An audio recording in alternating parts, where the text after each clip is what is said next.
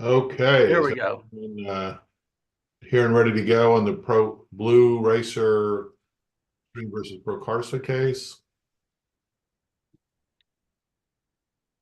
Yes, Ron. Yes, Your Honor. Mark Stedman for Steel Professionals. Can you Good hear me afternoon. okay? Yeah, Yes, I'm so sorry. My court reporter just signed on, so let's start over again if you don't mind. Yes, Your Honor. Mark Stedman representing Steel Professionals. It's our motion. good Okay. afternoon, Your Honor. Jason Irvin on behalf of Procarsa Tube and Pipe and Industrial. And Your Okay. Honor, Whitney Beckworth and Mary Lynn Smitherman on behalf of the plaintiff Blue Racer. Okay. Anyone else here? No, Your Honor. Let's proceed. Thank you, Your Honor. I'm going to go ahead and share my screen just so that you can see my outline. Sure. Go ahead. Okay. Let's see. Okay. Can everyone see this PowerPoint page? Yes. Okay.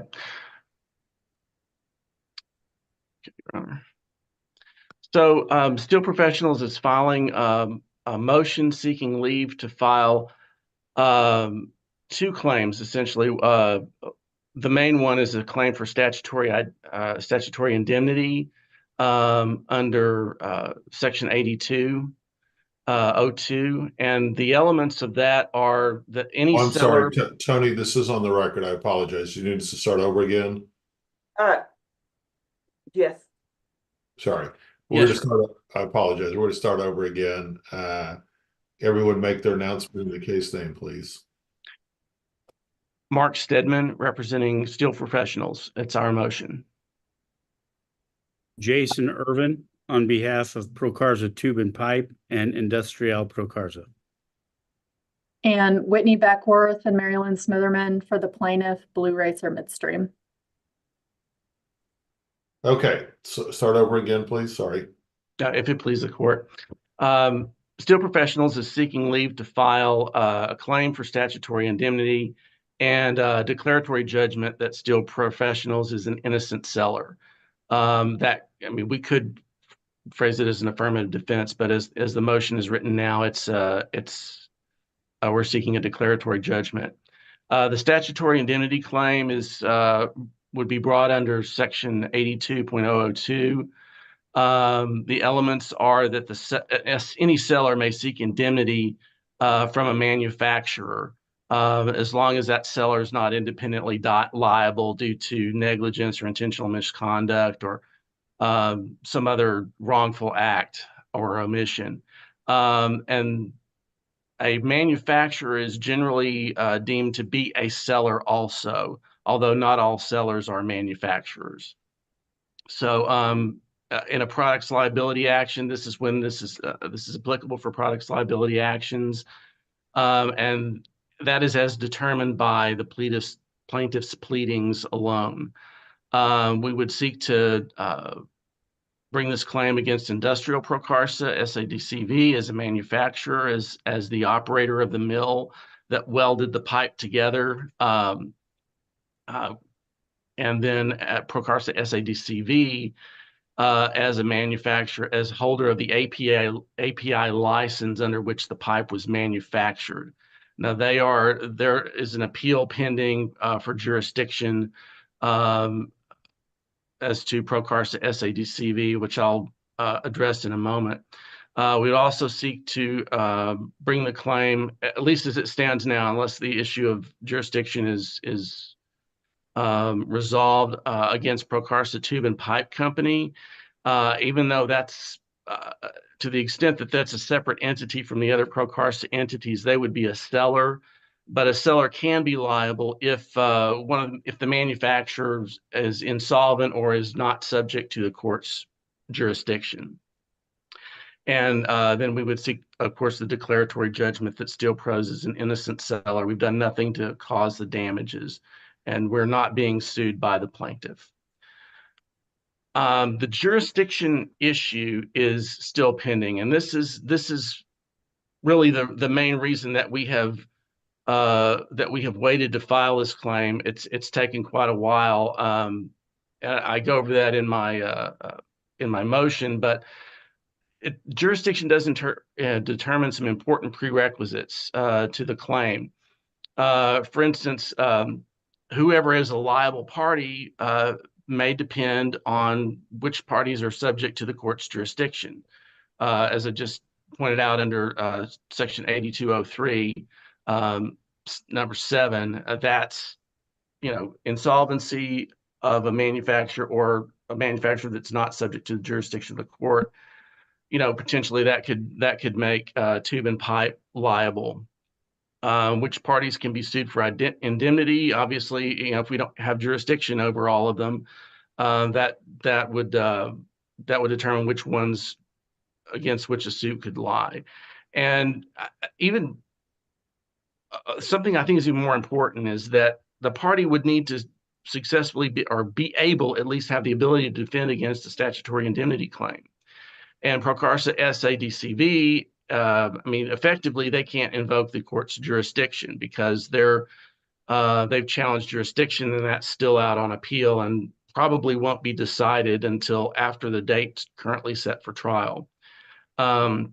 They couldn't even join Tube and Pipe and Industrial in responding to my motion. And they won't be able to answer before the Court of Appeals has ruled, assuming that the court they uphold jurisdiction. So this is really the main reason that we have waited to file. We're filing now because the court date is set for April 23rd. Procarsa entities are going to claim that we waited too long, and I think perhaps maybe it's not long enough because jurisdiction is a fundamental issue that would need to be decided. The outcome of the jurisdictional issue will affect the procedural posture and the nature of the case far more than any claim that we're seeking to bring. And then as to the issue of whether our claims would surprise or prejudice any of the defendants, there's only a few issues, only a few fact issues that would need to be decided. There would need to be evidence for or against or arguments made. The first one is, did Blue Racer plead a products liability claim? And I don't think it's disputed that they didn't. I think it's in their pleadings. They pleaded product liability, and under the case law, it doesn't matter if they can prove it. It doesn't matter if the economic loss rule applies or not. They have pleaded it. They have pleaded that there is damage to their property caused by the failure. So it's a products liability claim. The other fact issue are the indemnitors manufacturers. Two of them, the Mexican entities, we believe they are. And then again, Tube and Pipe could be liable under Section 82-003. So Blue Racer is alleged products liability, negligence, and breach of a manufacturer's warranty against all of the defendants. So they're all on notice that they're being it's alleged that they manufactured this pipe.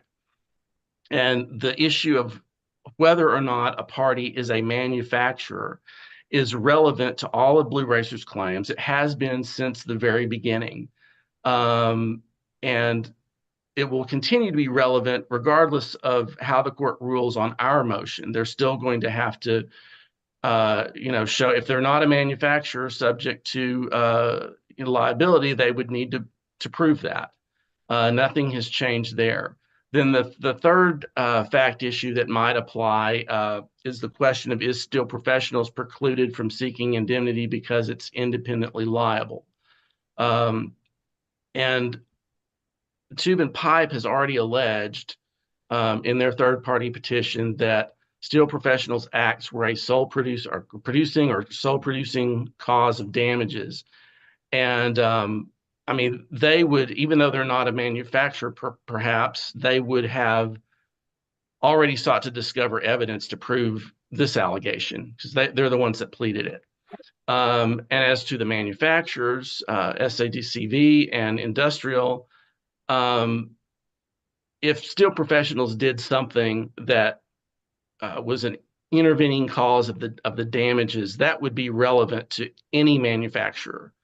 And they have good lawyers. They would be looking for to discover any evidence showing that Steel Professionals, a downstream seller, did something that was an intervening cause. That there's no surprise there. And the defendants have had every incentive to discover this and the opportunity to do so. So the indemnity claim, bringing that claim, would not suddenly force them to consider this issue. So for these reasons, we believe that the court should grant our motion. There's no new substantive matter, really. These are all matters that are already in contention. It does not reshape the nature of the lawsuit. It should be reasonably anticipated. In fact, Tube and Pipe has already filed a similar claim against us. So it won't detrimentally affect any defendant's ability to present the case. So you're saying it shouldn't affect the trial setting coming up? It shouldn't. The issue of jurisdiction might, but the fact that we would bring an indemnity claim and seek declaratory judgment that we're an innocent seller. I mean, the work should already be done. It shouldn't affect that. We're ready to go if we need to. Response? Yes, Your Honor. Mr. Stedman, can you cease sharing your screen if possible? Yes, let me do that. Already did. Oh, thank you. Please, the court. Jason Irvin on behalf of Tube and Pipe and Industrial, and I respectfully disagree with Mr. Stedman on a few points. I've not heard any good cause shown for why Steel Professionals answered Tube and Pipe's cross action on August 22nd, 2022, without an issue, just a general denial, and conducted no discovery since that time. The facts of this case, as Mr. Stedman has said, as far as the organization of the parties, has been the same. What I think is a fundamental issue here is that Mr. Stedman he's trying to fit this into 82.002, a products liability action. Well, if given more time, if this had happened 6 months ago, I would move for summary judgment on this claim, and I would have asked Steel Professionals corporate representative different questions aimed at establishing liability under 82.003. There's a bunch of questions and a bunch of exceptions there. I didn't do that. I focused on the statutory indemnity claim that Tube and Pipe made. And if given more time, if this wasn't just about to happen and trial was about to happen, and the court granted them permission, Steel Professionals, to file this late action. What questions, I guess, would be different with the indemnity? Like, I'm trying to visualize what would be different. That's fair. So if you go to 82.003, I would have asked more questions about the alteration, the modification of the process by which Steel Professionals. Wouldn't that be things you'd have to ask anyway? No, not necessarily. Not to prove my statutory indemnity claim, which is related to the terms and conditions. That whole deposition was about terms and conditions and about Steel Professionals' failure to pass those terms and conditions along to Blue Racer or accept Blue Racer's terms and conditions. And so that was the focus of our inquiry. But in addition, Mr. Stedman is fashioning this as a products liability action. When you look at Blue Racer sued us, Tube and Pipe and Industrial, alleging various products liability type claims. The suit against Mr. Stedman by Tube and Pipe has nothing to do with a products liability claim. He's not being sued for strict products liability. And when you read the definition section of products liability action, that is not the action remotely by Tube and Pipe against Mr. Stedman's client, one.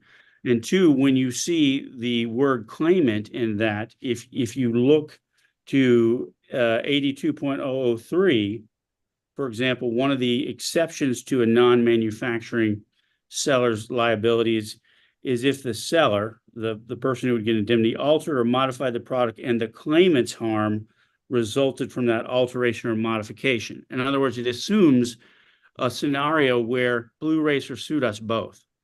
The typical place we see this is, for example, if someone bought a Samsung TV from Walmart and they brought it home and exploded and they sued Samsung and Walmart, Walmart would avail themselves of 82.002 as a non-manufacturing seller. That's the scenario here, not when there's a cross action being done. But when when Mr. Stedman waits, nearly 2 years after he's first been sued to allege these things, the time to flesh this out and whether or not this is an appropriate claim under the law, it doesn't appear to be what the law contemplates, but it is limited. The time for me to ask the questions I need to ask under 82.003 to prove he's not an innocent seller under those particular terms, that's gone. And so I'm having to make this up on the fly. And so I think that those are the two issues that I do think that if the court were to grant this, it either forces me to do things in a very rushed manner and without the questions I would want to ask of his witness.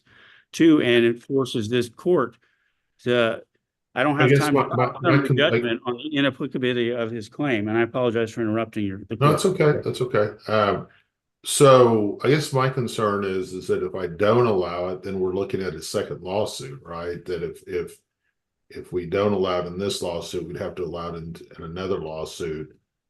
And we're just kind of, I don't really understand why there's been such a delay, but I also don't see exactly what additional discovery really would have been done in this situation if they had been there. Based on what this case is about. So I think it's kind of a hard call because under our local rules, I would have to take the second case if there is a second case. I'd kind of rather just get them all over with.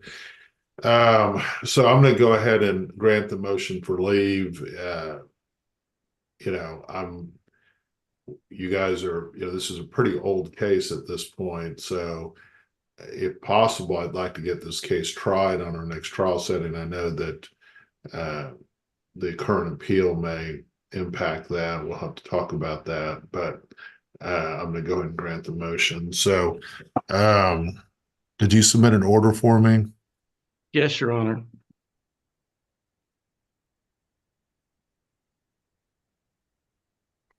When did you submit it? It was, let me see. I believe that was on March 5th.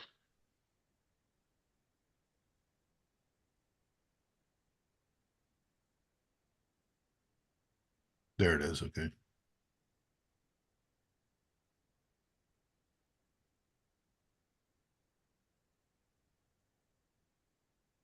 Your Honor, it should be in your queue now. Oh, you did. Great. Thank you so much. You're welcome. I was just transferring it there myself, so you beat me to it. Yes, sir.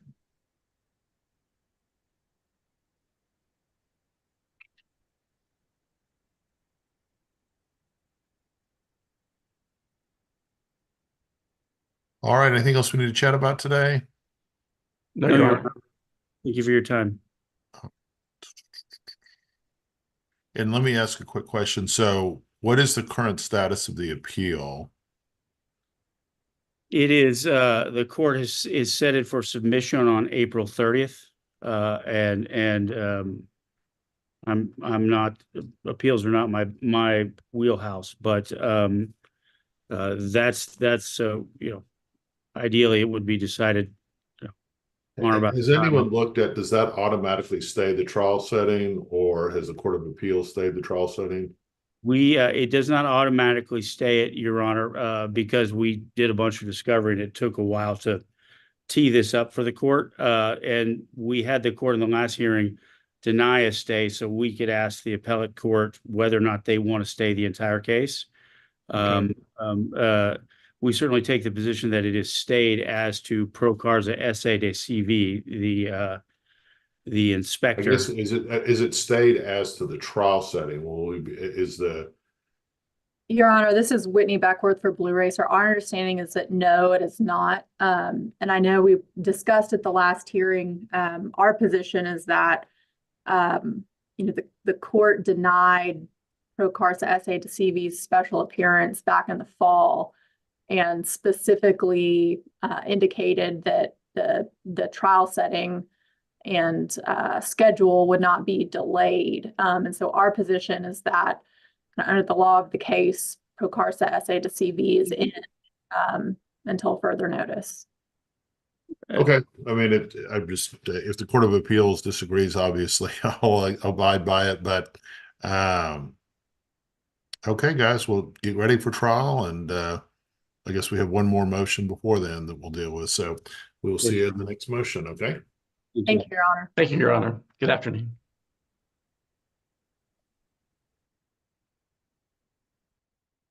Okay, our next hearing is on I think I've seen both sides on this case. Elizabeth Martin versus El Pasano Northwest Highway, Inc., DC 1717249. Are both sides here on that case? Here for the plaintiff, Your Honor. Yes, Your Honor. Michael Payment for defendant, El Paisano. All righty. So I know there was some hearings that were canceled and added. So what exactly is going on right now on this? I believe it's my motion to exclude and Mr. Rafaela's motion for protective order. I believe those are the two that are remaining, Your Honor. Yeah, Your Honor, we originally said this. We actually did a de novo appeal from the associate judge's order. I believe a lot of those issues could be mute. I mean, we have amended our answers. That was the first thing that was supposed to be heard. That was set for today. Okay. And I mean, just for the record, again, we had a hearing and, plaintiff did amend all their answers, which was not in defendant's motion. And the plaintiff removed all objections and produced 76 pages of medical records. So I don't know if the defendant is still seeking these items or seeking I think he said the sanctions. only thing he's asking for is to hear the motion to exclude, right? Yes, Your Honor. I can explain Okay. why plaintiff has not complied with Judge Craig's order. And as such, may I present my motion, Your Honor, real quick? Yeah, go ahead. Okay. Judge, I believe you remember this case where we went Are to you trial. ready to go on the record now, Judge? You never. I'm sorry. Oh, I don't know. Do you guys want to be on the record? Yes, Your Honor. Yes, sir. All right. Let's go on the record then. Sorry about that. Let's go on the record on DC 1717249. Martinez versus El Pasano Northwest Highway, Inc. Counsel, make your appearances. Michael Payment for El Paisano, Northwest Highway, Inc., the movement, Your Honor. Corey Raphael on behalf of the plaintiff. May I Okay, proceed? let's proceed. Thank you, Judge. Judge, I believe you remember this case was, we tried this case in December of 2020. And then it was appealed and the Court of Appeals sent it back for a remanded back for a new trial. After the remand, you actually set us for trial within 2 weeks, I believe December 12th of last year. Mr. Raphael, and I did not oppose him, Mr. Raphael filed a motion for continuance because he claimed that his client had seen new doctors and he wanted to get those doctors and their business records and so forth in. As a result, you reset us and issued a new, you reopened discovery and issued a new order, which basically says discovery's designation of experts have been moved to December 27th and January 27th for the defendant, Discovery was to continue until February 27th, and trial was to be held on April 2nd. As a result of the designation of the new doctors, I served a request for production, basically saying, give me the medical records from the 2016 incident, where Ms. Martinez sustained a severe head injury 9 months before the incident that's the subject of this lawsuit. In response to my discovery, which was proper, and I've got Supreme Court case that says it is proper, in Liberty County Mutual Insurance Company, it's a 2023 case that says the pre-existing conditions are, because that's relevant to my damages defense portion. And initially, Mr. Raphael objected by saying they're irrelevant, they're overly broad, even though I specifically said the injury that happened in 2016, where she sustained injuries to her body and head. After some communications through email, which they're all attached to my motion, Mr. Raphael said, okay, I don't have any. Again, I had to talk to him or email and say, look, the fact that you don't have them doesn't mean you don't produce them. You need to go and get them because you're the only one that has access to them. Mr. Raphael did not do it. So after a certificate of conference was established, I filed a motion to compel. The motion to compel was set on March 15th. Before the hearing, before Judge Craig, Mr. Raphael initially filed a motion objecting to a visiting judge, which was an improper motion. Then he corrected himself and filed an objection to associate judge, which again was under the wrong statute and was rejected by Judge Craig. So we held a hearing before Judge Craig, and Judge Craig actually issued an order saying, these are the stuff you have to comply with. She gave him until March 19th to just give me an authorization so I can get the medical records, or in the alternative, produce the medical records that I've requested on my request for production number 5 by March 22nd. When that did not happen, a few days afterwards, I was forced to file a motion to exclude because he's not giving me the information and the documents that judge has clearly ordered him to produce, stating that, well, if I do it, then that makes my appeal of the AJ moot. Even though I told him, Mr. Raphael, as long as you have not, Judge Hoffman has not made any changes to the order, that is an enforceable order. Then on March 28th, which is 4 days ago, I think it was last Thursday or Friday, he sent me 76 pages of records from Parkland. And all of them are not related to 2016. And if I may share with the court some issues that I had with, so anyway, I'll get to that in a second. So he did send me documents, but the documents from Parkland clearly showed that there were filters that were applied. So some of the things are not showing on the records. And I can show that to the court if you wish. I did not get a chance to ask Dr. Ansari, his expert, certain questions because Dr. Ansari says I did not have those records. And specifically, Dr. Ansari testified that all I can see is a frontal lobe injury, which goes towards certain problems that Ms. Martinez complains of, but I don't see any evidence of is it occipital? Didn't this come up in the first trial setting? I mean, No, sir. No, sir. The fact that she had a prior head injury did come up, but now Mr. Raphael's expert has tried to distinguish, because the court of appeal says you've got to be able to differentiate between the two injuries and show that what happened in 2017 was the proximate cause of her injuries. So he hired an expert 7 years later to examine Ms. Martinez, and in his opinion said, I can tell you that almost everything she complains of could be related to 2016, and I cannot differentiate. However, the back of the head, the occipital, I can't say that word, I don't see any evidence of it. Now, Lord and behold, Judge, we got the medical records from Parkland, and if I may show the court, this is why I believe plaintiff was reluctant in giving us these documents. May I share my screen, Your Honor? Yes.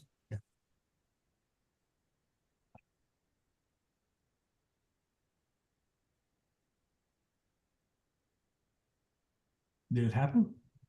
Do you see it, Judge? Yeah. Okay. If you look at the medical records that are produced, there's is this the right one? There's clearly a reference to a concussion to the back of the head. Had Dr. Ansari seen these documents, his opinion would have changed because he said, the only thing I cannot explain is the hit to the back of the head.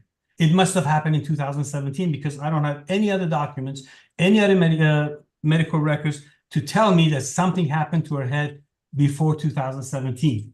And what we have here, Judge, is, let me stop this because I got to locate it. What we have here, Judge, is a clear indication from the medical records that she did sustain injury to the back of her head. Had Dr. Ansari seen this, it could have changed the whole testimony. So he's withholding that information from me, from the court, from the jury, so that Dr. Ansari's testimony will be, there is no evidence of injury to the back of the head. As such, the visual memory portion is related to the 2017. But the documents that we got 4 days ago clearly show that she did sustain the exact injury that would have caused the problems with her visual memory, if I may. So this gains... Mr. Payman, just to kind of short circuit this is something you could have requested years ago. You didn't request it. We gave you a break giving it to you. Judge Craig gave you a break giving it to you, as close as you did. So I understand, Your Honor. I'm going to deny the motion to strike. May I just add one more? What is our other motion today? A motion to protect? Yes, Your Honor. The plaintiff filed that motion, and it is to do with Dr. Ansari, who testified at great cost. We did have him testify. Mr. Payman subpoenaed him, but we negotiated, and I said, we'll cover that cost. Now, Mr. Payman subpoenaed him again for trial, and he has not offered to compensate Dr. Ansari for his time. He is not a designated expert. He is a medical treater. And also, he's also subpoenaed him just to come for the first day of trial and stay throughout instead of trying to organize it or at least schedule it, not even try to do it via Zoom. And so Dr. Ansari, of course, said, hey, I can't just cancel all of our, by treatment.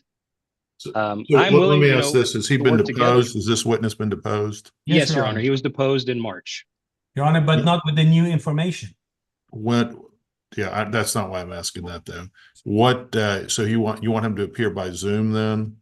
Well, if I may recommend, Your Honor, if the court agrees, we could play his Zoom we could play his deposition and then have him Zoom in just to discuss these new records that Mr. Payman is talking about in order, or if Mr. Payman is willing to, of course, compensate him for his time, which he hasn't offered, and he's actually told me before he won't do, but he subpoenaed the doctor, and he should actually have to pay for the doctor's time to come be a witness. And I feel like we should be able to work with the doctor around his schedule, at least to Zoom him in if he needs to do, he does need to testify. What I was going to say is I'll allow him to Zoom in at a time that's, when does he want to Zoom in? I can ask him, Your Honor. I can ask him, Your Honor, or I could reach out to his office and try to, work it out to those days. But again, to save time, can we, if it pleases the court, could we just play portions of his deposition, then have him talk about these new records, which the moment I received them, I sent them immediately over there. So I do take offense to him saying we've doctored medical records. They're printed. We received them. We sent them. But this is what I would suggest at this point is that you go ahead and play the video, and then if there's anything, and then right after that we'll Zoom them in, and if there's additional questions that need to be asked by about these additional medicals, those can be asked. If there's anything that wasn't covered in the deposition, that can be asked. But if anything is covered in the deposition and you guys are going to tread new ground or tread old ground, just object, asked and answered, and then I would sustain it to move this along. I would suggest maybe try to do this Wednesday. How long is your case going to take, Mr. Raphael? How many witnesses? 3 days maximum, Your Honor. I mean, I just have to protect ourselves depending on how long, but I've tried to shorten down as much testimony as possible. So, but I could get him in Wednesday afternoon, play the portion. That way we don't have to go over all of it, proving up his expertise, everything else again, and then have him Zoom in. But again, I asked the court, to at least order Mr. Payman to pay for the doctor's time. That's up to the doctor's attorney. If the doctor wants to, you're not the doctor's attorney. So I agree that I think Mr. Payman should pay for the doctor. I mean, the doctor's taking time away, but I don't think I can force him to do that. I don't think that's. I mean, Okay. I May think What- what I can do- kind of annoyed. May I be well, heard, Your Honor? If I may finish, Your Honor, what I would say is, tomorrow morning, just depending how long it'll take to get through our motions and limines, of course, and our exhibits, but hopefully I can get to Dr. Ansari by Wednesday afternoon. I do know he does clinic in the mornings. He's more flexible in the afternoons, and that way I could schedule him sometime between 12 and 5 on Wednesday. All right, Mr. Payne, what did you want to say? Two things, Judge. I did not subpoena Dr. Ansari for tomorrow. I subpoenaed for the third day, for the third, because I knew the first day is going to be taken up with all the motions and picking a jury and all that stuff. When Mr. Raphael, I mean, he jumps around, so it gets a little bit confusing. The point that I was trying to make was that I need the court to know about is, Your Honor, these documents that he sent me on the 28th were received or printed on 10 days earlier. He held on to these documents until Thursday of last week or Friday of last week. I don't Your remember. Honor, they came in the mail. It was printed by them and they sent them in the mail. Judge, I just feel like I'm being, Mr. Payman, this is a problem of your own making. You could have requested these records years ago. This came up in the first trial setting. that's true, Judge. So Mr. Payman, stop interrupting me, please. Sorry. This is a problem of your own making. You could have requested these years ago. You didn't request them. You got to work with what you got. So. May I, So anyway, guys, so let's just talk about the schedule. Your Honor, may I Find just, out what, I'm sorry. may I respond briefly to what you just said? Sure, go ahead. Your Honor, Mr. Raphael designated experts 3 months ago. Had he not designated those experts, I would not need these documents. The Okay. question should also be asked, Mr. Raphael, I've why heard did he wait? that argument. You could have gotten these records, a pre-existing condition is a defense that was obvious in the last trial setting that the records were never requested. And so you could have designated your own expert. You could have requested these records. The time has passed. So we're going to trial. I don't have a problem going to trial, Judge. I'm ready to go to And trial. we're not excluding this witness. You can cross them, bring up the new records, and that's what we're doing. So, That's what I would need. I all appreciate right. So let's talk real quick about tomorrow's schedule. You guys are obviously number one. You're by far the oldest case I have on my docket. So just all the same rulings I've made before are going to stand in terms of the admission of the exhibits. So I don't want to hear argument on the same things we have. So when you provide the exhibit list, just indicate what I've ruled on before. Same with motion. Did you have a motion limited the first time? I don't recall because it was No, Your Honor, because we both filed, but because of the bench trial, we didn't do that. And also we didn't fight over exhibits. I would say there's only one exhibit which I did file on the last one, and we could bring up in the morning, but it is the police report. Since we subpoenaed both officers, one is dead. He died in the line of duty, so we couldn't get him to, of course, speak on the report. The other one was fired for being intoxicated while on duty, and he's MIA, and the city of Dallas has got back to us that both can be found. So the police report, we do believe, is prejudicial, and that's the only exhibit we're really adamant on fighting on, just because it's hearsay within hearsay. And we'll deal with that tomorrow. Sorry, Your Honor. Thank you. Your Honor, if I may, there are a couple of rulings that you had before, which the Court of Appeals basically said they should not have happened. So I would like to be able to raise those. Sure, about the medical expenses. Yes, Your Honor. Yes, Your Honor. Yeah, you can raise those. So as long as I'm not waiving those, that's fine. You want us there at 9 o'clock, Your Honor? 9 o'clock, you're going to have 30 minutes for voir dire, and we're going to move this thing as quick as we can, all right? Yes, Your Honor. In 10 minutes for opening, 30 minutes for voir dire. We're going to move through this as quickly as we can. But So we're gonna do. We got be prepared to have witnesses available to testify tomorrow, because I think we'll get to some witnesses at least. So, Mr. Raphael, you need to let Mr. Payman know which witnesses. You don't have to let him know at this moment, but by 5 o'clock today, you need to know let him know which witnesses you're going to call. We've already exchanged our witness list, Your Honor. No, but which witnesses you're Oh, calling. for tomorrow. Okay. And how okay. we're gonna handle Dr. Ansari, Judge, is Mr. Raphael gonna notify him that, Yeah, we're gonna I'll talk contact his in the office. morning. And if I can't ask, I know it's something for tomorrow. I know you said 30 minutes, Your Honor. I would request 45 minutes for voir dire just because it's not a car wreck case. There's some complications in this case, or at We'll least, see. and then We'll see how 15 minutes for it opening. goes in the morning. Okay. Thank you, Your Honor. All right, we'll see you guys in the morning. thank you, Judge. Okay, I think we have another hearing. Are both sides here on Advancial Federal or Advancial Federal Credit Union versus Williams? Nicole Kaur here on behalf of Advancial, Your Honor. I'm not sure, you had appointed an attorney ad litem for the defendant. I haven't heard from him or made contact since November. They did not file a response to our motion for summary judgment. I'm not sure if they're actually going to appear. Is that David Griggs?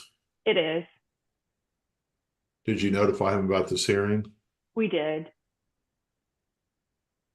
He's usually very good about that. Let me double check.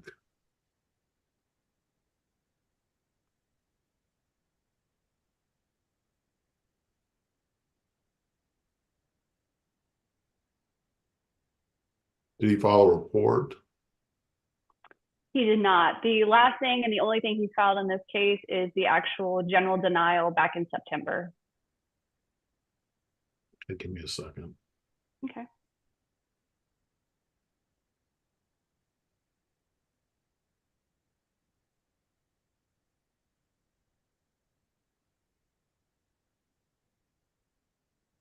All right, Mr. Yarborough, what are you here for? Good afternoon, Judge. I'm here for the receivership motion. What time was that set for? It is for 3:30. Okay.